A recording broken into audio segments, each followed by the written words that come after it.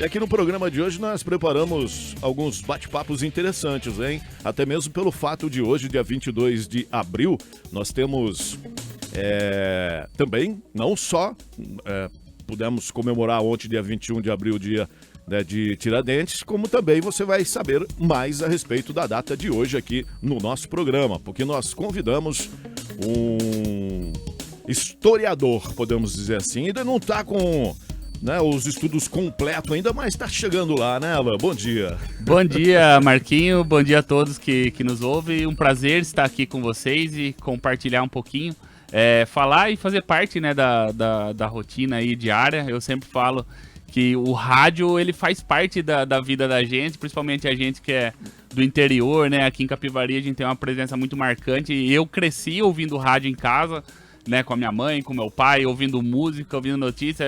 Às vezes eu brinco, né? Eu cresci realmente aí junto, né? Com a jornada da raiz na cidade. Então estar aqui hoje é um prazer muito grande, né? Então, novamente, agradeço pela oportunidade. É um bate-papo, né? Eu acho que hoje o objetivo é realmente a gente falar um pouco mais um viés de curiosidades do que dar um aprofundamento ali, até porque são temas que pra gente poder falar e poder realmente explorar mais, a gente precisaria de mais tempo para isso, mas demanda sim, tempo, né? Demanda tempo e muito cuidado, até porque a gente tá falando da formação e da história do nosso país e também um pouquinho da nossa própria cidade, né, que é o que a gente vai falar hoje. Mas sim, Marquinho, eu sou um estudante, né, eu estudo história hoje, é um tema que eu sempre gostei, desde a época de colégio ali, sempre fui muito interessado.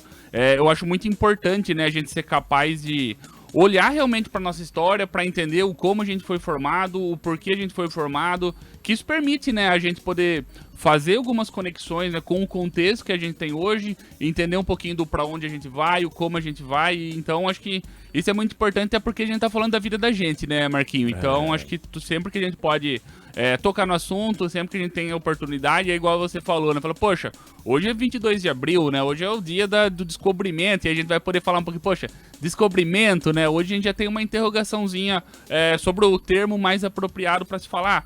Mas, poxa, ontem a gente teve um feriado, porque lá atrás, né, há vários anos atrás, aí, há séculos atrás, a gente teve uma pessoa que moveu uma causa importante, que lutou por temas muito relevantes, que na época, né, foi ali julgada e condenada por isso, mas hoje a gente tem, é importante, né, não só pelo feriado, um dia de descanso, um dia de passeio, um dia de viagem. José da Silva Xavier. Da Silva Xavier, né? O nosso grande Tiradentes. Quem estudou no primário teve que guardar esse nome aí. Teve que decorar, teve que decorar. Eu me lembro até, ô Marquinhos, se me permite, eu sou daqui de Capivari, né? Eu fiz da primeira à quarta série, né? Hoje mudou um pouco a nomenclatura. Eu estudei lá no Querubim, né? Lá no Querubim Fernando Sampaio, ali na Avenida Itália.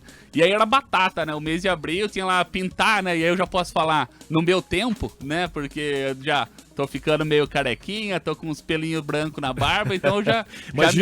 eu já me dou no direito de falar da minha época, né? E aí eu me lembro, né? Da gente pintar lá a cartilha. Abril! Aí pintava a caravela, né? Fazia ali, Imagine eu, quando eu estudava no Augusto Castanho, Querubim nem existia ainda. Aí, ó. Pois até os cabelinhos brancos. Mas você tá com mais cabelo do que eu, ó. Tá nessa vantagem aí.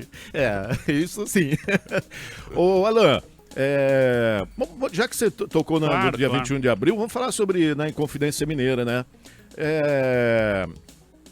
Tiradentes, ele lutou contra os altos impostos da coroa portuguesa, é isso? Exato, Marquinho, né? Então a gente tá falando, né? A gente tá fazendo uma volta ao tempo lá para 1792, né? Que foi o marco ali da Inconfidência. Acho que é um tema até que dá pra gente explorar e falar mais o detalhe num outro momento, mas a gente teve, de fato, no Brasil, ainda ali, né, dentro do período colonial, né, fazendo parte ali da coroa portuguesa, a gente teve alguns momentos de realmente formação ali de grupos e organizações que se formaram, seja para questionar algumas coisas, e aí esse ponto você traz, então, pra gente entender um pouquinho. A Inconfidência Mineira, ela vem lá realmente, né, dentro do contexto de Minas Gerais, de fato, né, Minas ainda vivia ali aquele ciclo de extração, né, de riquezas da terra, né, então o ouro, né, tinha um impacto muito grande, seja em Minas Gerais, seja na economia da própria coroa, e aí, obviamente, né, por alguns contextos econômicos, então A coroa portuguesa também, entendendo, obviamente, né, que ali havia fonte de riqueza.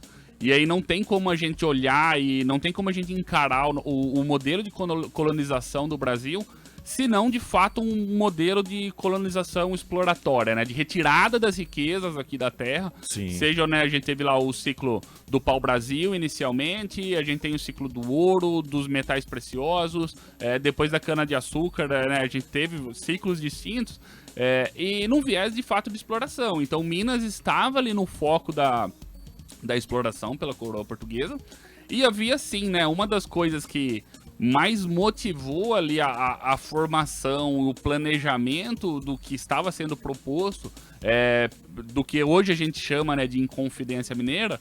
A gente tinha, né, um questionamento muito forte relacionado à cobrança de impostos, e aí, né, a gente tinha a cobrança de impostos, ela tinha, por exemplo, era a cobrança do quinto, né? Então ali é uma cobrança, a quinta parte da produção, ela já ia direto ali para abastecer os cofres da coroa.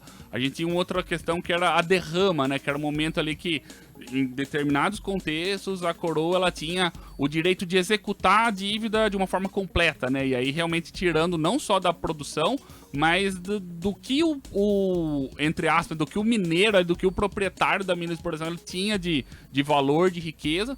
E obviamente, né? É o que o leão faz hoje, né? Hoje... O que o leão, nosso leão aí, quem declara imposto de renda sabe. Que não nos outros que estamos no momento de declaração, né? Nesse momento, e tem que correr aí, porque tem que correr, logo encerra aí. Tem que fazer, porque o leão é mais antigo que a gente pensa, não né? Perdoa não, né? Não, esse não. Então quer dizer que toda essa extração, toda essa maneira de poder manipular durou para mais de 200 anos, então, porque o descobrimento do Brasil foi 1500. Exato, a gente foi descoberto, 1500, né? 22 de abril, né? Isso, 1500 aí. Esse é até um tema interessante, Marquinho, que a gente fala, né? Fala, poxa, descobrimento. E aí, de fato, você tem razão, né? A gente é descoberto, e aí a gente fala um pouquinho sobre isso, né? Em 1500. Aí a gente tem, por exemplo, a nossa proclamação da República só em 1889, né? Então a gente tem ali, de fato, um período muito longo de colonização que passou por algumas situações de mais ou menos autonomia. Né? Então a gente teve ali o Brasil, de fato, né, uma colônia de exploração, naquele modelo realmente que a gente aprendeu ali de extração, de fato. A gente tem ali, teve um momento da história que o Brasil, ele foi elevado ali ao Reino Unido de Portugal, né? Então teve um momento dessa nossa história que a gente deixa de ser visto como uma colônia, de fato, para ser parte do reino. Né, a gente teve, por exemplo, o contexto da vinda da família real para o Brasil, né, então, que é muito no contexto lá das guerras napoleônicas, Napoleão lá invadindo, tomando conta da Europa, a família real vem para o Brasil, e aí nesse momento não dá para a gente imaginar que o rei mora numa colônia, né? Então a gente teve ali um momento de rearranjo, mas isso foi flutuante. O fato é, né, de 1500 até a nossa porta aqui de 1900, basicamente, a gente foi, de fato, uma colônia. E aí, Marquinho, já se me permite a gente tocar nesse ponto, a gente fala, e tem nessa discussão, poxa, o descobrimento. Eu aprendi, né, você, eu imagino também, que a gente aprendeu, de fato, como o descobrimento do Brasil. Né? Então, poxa, o Brasil foi descoberto em 1500. Mas essa é uma pergunta que a gente, né, hoje a gente pode fazer. E isso é muito importante, pessoal, que não se trata de uma reescrita da história. Tá? A gente não tá aqui nem tenho propriedade para isso e não cabe a gente fazer isso. Então, a gente não está mudando ou querendo refazer a história.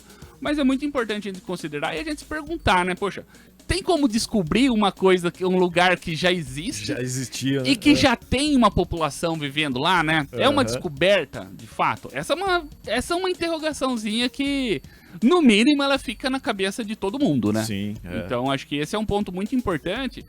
Mas por quê, né? O que traz essa concepção? E aí, lógico, a gente tem que respeitar o tempo, né, o cronológico de onde as coisas aconteceram, Marquinhos. E vocês que nos ouvem também. A gente tava num contexto lá, né, 1400, né, 1500 ali na Europa. Primeiro, né, o mundo como ele é hoje, ele não existia, de fato. Então, realmente, a gente teve ali, né, grandes civilizações que foram navegadoras, que foram exploradoras e que tinham a ciência de que além ali da Europa e daquele caminho ali para as Índias, né, daquele caminho para o Oriente, existia mais coisa. E aí é óbvio que sim, e que existia um conhecimento sobre isso, mas a gente ainda estava naquele momento, e aí se me perdoe só fazer esse link, né? Hoje a gente algumas pessoas ainda discutem a questão da Terra ser um globo, né? Um geóide. Então a gente realmente estava naquele momento que boa parte da população acreditava que o oceano tinha uma borda, que você ia navegar e ia cair. A Terra plana. E nem sabia pra onde isso ia acontecer. Existiam monstros marinhos, né, que iam lá, que iam destruir as embarcações. E também existia aquela visão da Europa como o centro do mundo, né? Então a Europa era o centro, né? A Europa tinha essa visão, essa percepção de que da Europa irradiavam as outras coisas. Embora a Europa, um tempinho antes, já estivesse vivendo um cerco lá, né? Que a Europa ficou cercada na concepção do feudalismo por outras civilizações. Mas, enfim.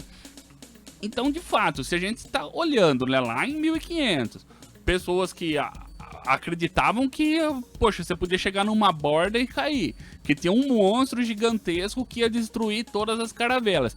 E mesmo assim encararam, hein? E ainda assim, cara, tem que ter coragem, né? Esse é um outro ponto. No mínimo, coragem teve. Então a gente chega realmente num contexto e fala, poxa, naquela época, era de fato esse contexto, principalmente numa visão de que não tinha dono. Se nenhum europeu ainda tinha colocado uma bandeirinha ali, aquela terra ela estava de fato para ser conquistada e para ser tomada. Então desenvolvesse sim uma visão de descobrimento, né?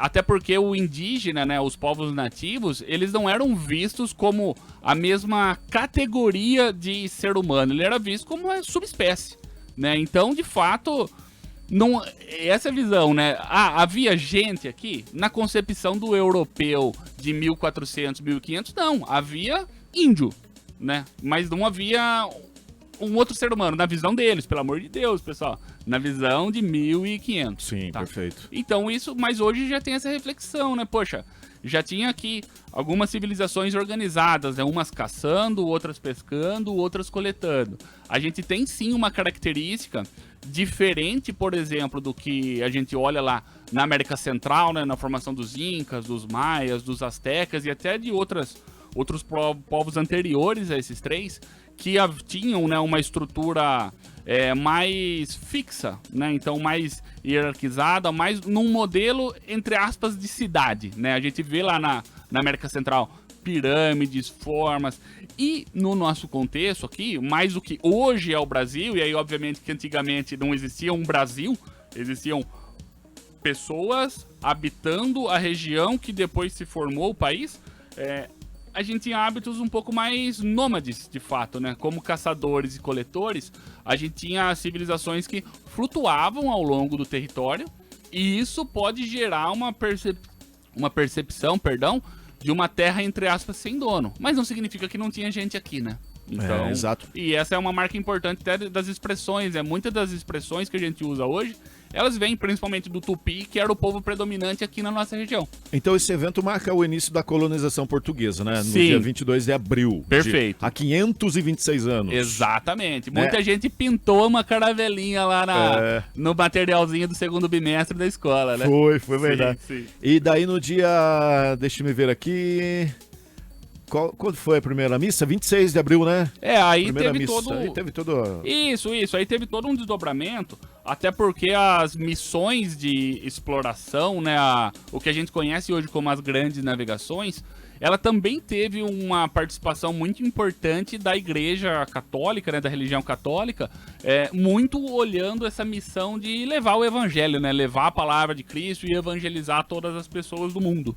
Né? Então, de fato, né, naquele momento, chegou num lugar, havia ali a necessidade, rezava-se uma missa, colocava também esse marco não só da dominância territorial, mas também da expansão da fé cristã. Né? Esse é um ponto muito importante também. Alan, nossa, tava vendo aqui, são dia 19 de abril, dia dos povos indígenas. né? Até aqui para nossa cidade, Exato, né? exato. É um marco. Capivari também nasceu em abril, né? Sim, esse é um ponto bem importante, né? Abril é um mês muito legal, né? 30 de abril de 1783. Exato. E aí, algumas pessoas falam, poxa, não é 30 de abril, é 10 de julho, né? Mas por quê, né? 10 de julho é a data formal da fundação de Capivari, né? Capivari como município.